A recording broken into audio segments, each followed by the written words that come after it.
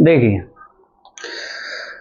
हमारा टॉपिक चल रहा था वेक्टर कैलकुलस, और उसमें मैंने अब तक आप लोगों को डिफरेंशिएशन ऑफ वेक्टर टॉपिक पढ़ा दिया, उसकी प्रॉपर्टीज समझा दी हैं, 2 वीडियो जा चुकी है मेरी, और कंसेप्ट समझा दिया कि वेक्टर डिफरेंशिएशन क्या होता है, इसका ज्योमेट्रिकली मीनिंग क्या होता है, ज्योमेट्रिकली इंटरप्रिटेशन क्या है। ठीक है, अगर आपको ये समझना है तो लास्ट की 2 वीडियो में जाकर के देख सकते हो। ये तीसरी वीडियो, इसमें हम क्वेश्चन डिस्कस करेंगे, बस सिर्फ क्वेश्चन जो competition exam TGT, PGT, LT grade, BSc, BTech और RPSC first grade, second grade, इन पेपरों के लिए बहुत ज्यादा महत्वपूर्ण है। ठीक है, चलिए अब हम क्वेश्चन शुरू करते हैं।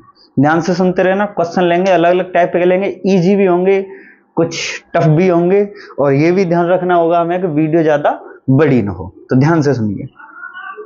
जैसे एग्जाम्पल नंबर 1, थोड़ा मुझे रास्ते में चेक भी करना होगा कि सारी चीजें आ रही है नहीं आ रही है, ये देखते रहना होगा।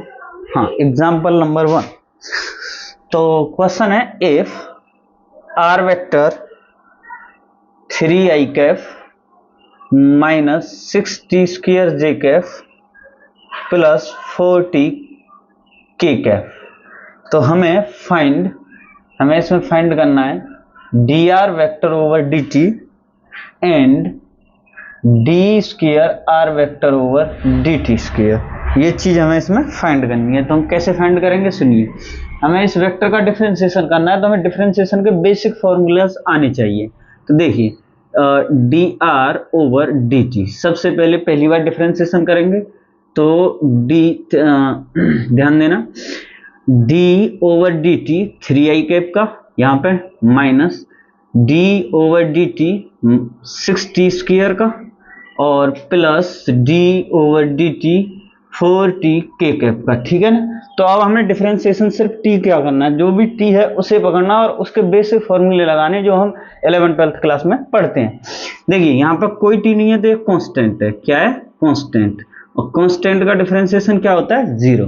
तो इसका डिफरेंशिएशन 0 है ना। तो यहाँ पे 6 ये कांस्टेंट बाहर ले लेते हैं क्योंकि प्रोडक्ट में कांस्टेंट है, और यहाँ पे t का स्क्वायर आ रहा है, j कैप को भी बाहर ले लेते हैं, तो t स्क्वायर का पावर 2 है, 2 को आगे, फिर t को लिखो, फिर 1 कम कर दो। ठीक है ना, ये देखते रहें।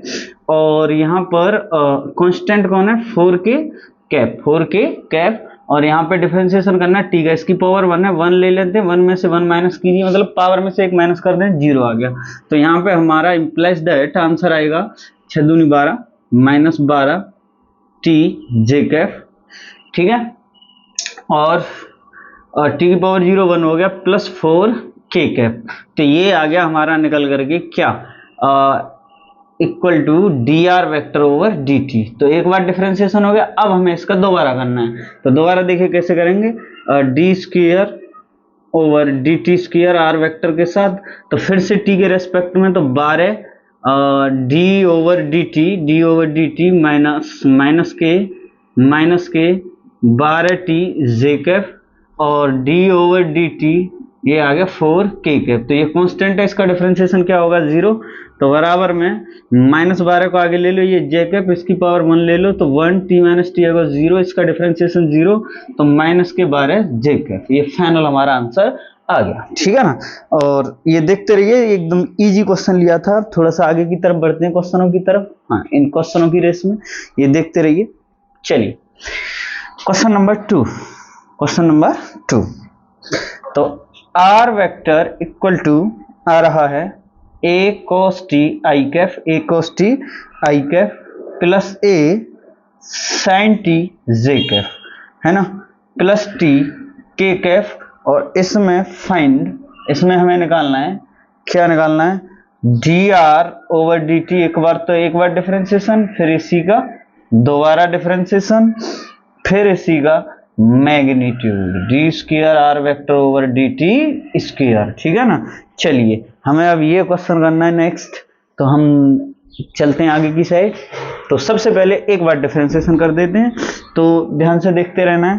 तो D R over d T, इसका डिफरेंशिएशन कर रहे हैं, तो ए तो कांस्टेंट है और आई कैप कांस्टेंट है, इसे बाहर ए आई, डेरिवेटिव करना है हमें किसका?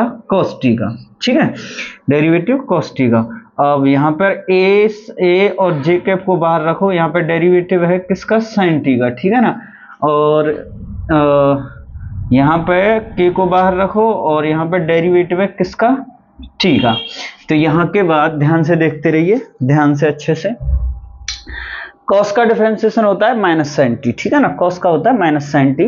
तो यहाँ पर D R, okay, D R over d T, D R over d t, तो इसको लिख सकते हैं हम ए आई के माइनस के साइन टी, ए आई के minus k sine T, plus आगे साइन का होता है कॉस, तो ए जे कॉस टी, ठीक है। और इसका टी का होता है डिफरेंशिएशन 1, तो यहाँ पे रहेगा सिर्फ के कैप, ठीक है ना, क्या रहेगा, सिर्फ के कैप, ठीक है ना। चलिए आ रहा है, तो ये देखते रहे ना। अब यहाँ के बाद हम इसे लिख देते हैं minus k sine t, a sine t i cap plus a cos t j cap plus k cap. अभी एक बार हुआ है, फिर इसका दोबारा करना है, दोबारा करते हैं। D square r vector over d t square equals to minus k sine का क्या होता है, कॉस, है ना। दोबारा कर रहे हैं, साइन का डिफरेंशियल सिर्फ टी वाले टर्म का करना है, आई कैप, और कॉस का क्या होता है माइनस साइन, तो minus k sine t j cap, इसका डिफरेंशिएशन क्या होगा, 0।